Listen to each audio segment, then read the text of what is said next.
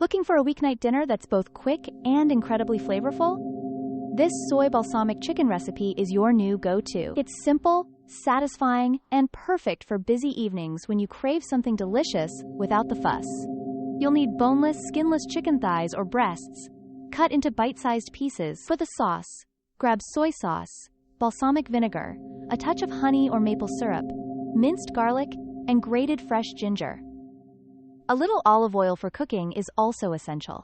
First, heat a tablespoon of olive oil in a large skillet over medium-high heat.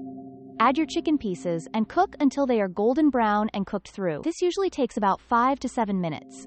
Next, pour in your sauce mixture: soy sauce, balsamic vinegar, honey, garlic, and ginger.